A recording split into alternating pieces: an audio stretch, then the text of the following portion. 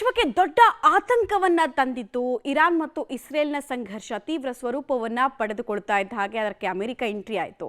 ಈಗ ಫೈನಲಿ 12 ದಿನಗಳ ಈ ಯುದ್ಧಕ್ಕೆ ಕದನ ವಿರಾಮ ಘೋಷಣೆ ಮಾಡಲಾಗಿದೆ. ಅದು ಕೂಡ ಯಾರಿಂದ? ಅಮೆರಿಕ ಅಧ್ಯಕ್ಷರಿಂದ. ಸೊ ಈ ಕದನ ವಿರಾಮ ಒಪ್ಪಂದಕ್ಕೆ ನಿಜಕ್ಕೂ ಎರಡು ದೇಶಗಳು ಬಂದಿದ್ದಾವ ಅನ್ನೋದು ಈ ಕ್ಷಣಕ್ಕೆ ಕುತೂಹಲಕ್ಕೆ ಕಾರಣ ಆಗ್ತಾ ಇದೆ. ಮತ್ತು ಕದನ ವಿರಾಮದ ಒಪ್ಪಂದ ಏನೆಲ್ಲ ಅಂಶಗಳನ್ನ ಒಳಗೊಂಡಿದೆ ಅನ್ನೋದನ್ನ ಕೂಡ ನಾವು ನೋಡಬೇಕಾಗತ್ತೆ. ಎಂದಿನಂತೆ ಡೊನಾಲ್ಡ್ ಟ್ರಂಪ್ ಈ ಕದನ ವಿರಾಮಕ್ಕೂ ಕ್ರೆಡಿಟ್ ಅನ್ನು ತಗೊಳ್ತಾ ಇದ್ದಾರೆ. ಎರಡೂ ದೇಶಗಳ ಕದನ ವಿರಾಮಕ್ಕೆ ಒಪ್ಪಿಗೆಯನ್ನು ಸೂಚಿಸಿದೆ. ನನ್ನ ನೇತೃತ್ವದಲ್ಲೇ ಆಯಿತು ಅನ್ನೋ ಹಾಗಿತ್ತು ಅವರ ಟ್ವೀಟು. ಇರಾನ್ ಮತ್ತು ಇಸ್ರೇಲ್ಗೆ ಅಭಿನಂದನೆಯನ್ನು ಸಲ್ಲಿಸಿದ್ದಾರೆ.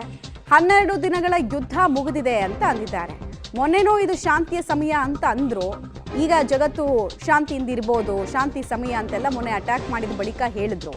ಬಟ್ ಅದಾದ್ಮೇಲೆ ಇರಾನ್ ಕೂಡ ಕುದೀತಾ ಇತ್ತು. ಯಾಕಂದ್ರೆ ಹೊಡೆಸ್ಕೊಂಡಿದ್ರು ಅವರು. ಆ ಥರ ಅವ್ರು ವಾಪಸ್ ತಿರುಗಿ ಹೊಡಿಬೇಕಾಗಿತ್ತು. ಅದಕ್ಕೋಸ್ಕರ ವೆಯ್ಟ್ ಮಾಡ್ತಾ ಇದ್ರು.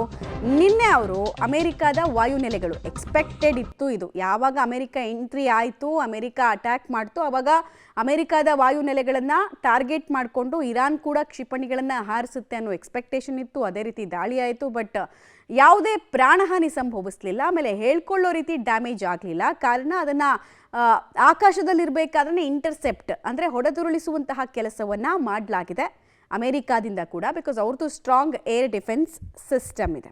ಸೊ ಕದನ ವಿರಾಮ ಘೋಷಣೆಯಲ್ಲಿ ಏನೆಲ್ಲ ಅಂಶಗಳನ್ನು ಉಲ್ಲೇಖಿಸಿದ್ದಾರೆ ನೋಡ್ತಾ ಇದ್ದೀರಾ. ಒಂದು, ಎಲ್ರಿಗೂ ಅಭಿನಂದನೆಗಳು ಅಂತ ಹೇಳಿದ್ರು. ಇಸ್ರೇಲ್ ಇರಾನ್ ಸಂಪೂರ್ಣವಾದ ಕದನ ವಿರಾಮಕ್ಕೆ ಒಪ್ಕೊಂಡಿದೆ. 12 ಗಂಟೆಗಳ ಬಳಿಕ ಯುದ್ಧ ಕೊನೆಗೊಂಡಿತ್ತು ಅಂತ ಪರಿಗಣಿಸಲಾಗುತ್ತೆ.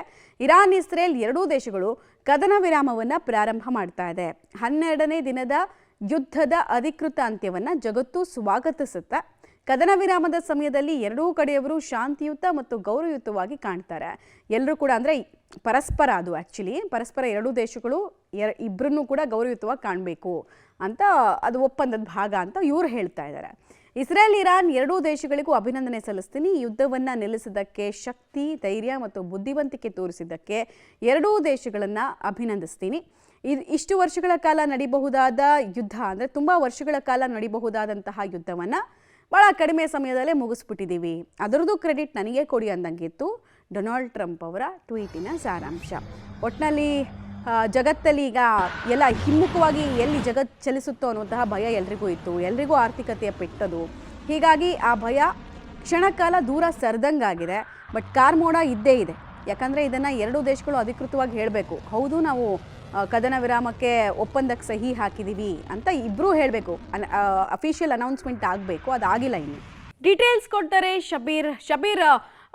ಎರಡೂ ದೇಶಗಳು ಕದನ ವಿರಾಮದ ಬಗ್ಗೆ ಘೋಷಣೆ ಮಾಡಬೇಕಾಗಿತ್ತು. ಬಟ್ ಎಂದಿನಂತೆ ಕ್ರೆಡಿಟ್ನ ಹುಚ್ಚು ಹಿಡಿದಿರುವಂತಹ ಡೊನಾಲ್ಡ್ ಟ್ರಂಪ್ ಅವರು ಟ್ವೀಟ್ನಲ್ಲಿ ಇದನ್ನು ಹೇಳ್ತಾ ಇದ್ದಾರೆ. ಬಟ್ ಅಫಿಷಿಯಲ್ ಸ್ಟೇಟ್ಮೆಂಟ್ ಎರಡೂ ದೇಶಗಳಿಂದ ಏನು ಬಂದಿದೆ ಒಂದು. ಆಮೇಲೆ ಕೆಲವು ಸಲ ಏನಾಗುತ್ತೆ ಅಂದರೆ ಕದನ ವಿರಾಮ ಅಂತ ಹೆಸರು ಹೇಳಿಕೊಂಡು ಅದು ಕೂಡ ವಾರ್ನ ಸ್ಟ್ರಾಟಜಿ ಆಗುತ್ತೆ. ಸ್ವಲ್ಪ ಸಮಯ ಅಂತ ತಗೊಂಡು ರಿಕವರ್ ಆಗ್ಬಿಟ್ಟು ಮತ್ತೆ ಹೊಡೆಯೋದಕ್ಕೆ ಸ್ಟಾರ್ಟ್ ಮಾಡ್ತಾರೆ. ಆ ಥರದ್ದೇನಾದರೂ ಮನಸ್ಥಿತಿ ಇದೆಯಾ ಈ ಎರಡು ದೇಶಗಳಿಗೆ? ಏನೇನು ಮಾಹಿತಿ ಸಿಗ್ತಾ ಇದೆ? ಜಗತ್ತಿನ ಆತಂಕ ದೂರ ಆಗುತ್ತಾ ಹಾಗಾದರೆ? ಮಮತಾ, ಸದ್ಯಕ್ಕೆ ಆ ಸ್ಥಿತಿಗತಿಗಳು ಸದ್ಯಕ್ಕೆ ಕಂಡು ಬರ್ತಾ ಇಲ್ಲ.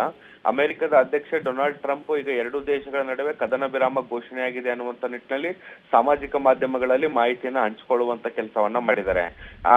ಡೊನಾಲ್ಡ್ ಟ್ರಂಪ್ ಈ ಒಂದು ಮಾಹಿತಿಯನ್ನು ಹಂಚಿಕೊಂಡ ಬೆನ್ನಲ್ಲೇ ಈಗ ಇರಾನ್ ಕಡೆಯಿಂದಲೂ ಕೂಡ ಪ್ರತಿಕ್ರಿಯೆ ಬಂದಿರುವಂತದ್ದು. ಆದ್ರೆ ಈ ಒಂದು ಪ್ರತಿಕ್ರಿಯೆ ಡೊನಾಲ್ಡ್ ಟ್ರಂಪ್ ಹೇಳಿಕೆಗೆ ಪೂರಕವಾಗಿಲ್ಲ, ಅದರ ವಿರುದ್ಧವಾಗಿದೆ.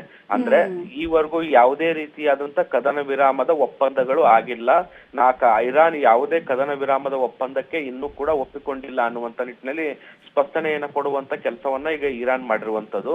ಅಲ್ಲಿಗೆ ಒಂದಂತೂ ಸ್ಪಷ್ಟವಾಗಿದೆ, ಈ ಅಮೆರಿಕದ ಅಧ್ಯಕ್ಷ ಡೊನಾಲ್ಡ್ ಟ್ರಂಪ್ ಎರಡೂ ದೇಶಗಳ ವಿಶ್ವಾಸವನ್ನ ಗಳಿಸುವಲ್ಲಿ ವಿಫಲರಾಗಿದ್ದಾರೆ ಅನ್ನುವಂಥದ್ದು ಬಹಳ ಸ್ಪಷ್ಟವಾಗಿ ಗೊತ್ತಾಗ್ತಾ ಇರುವಂತದ್ದು.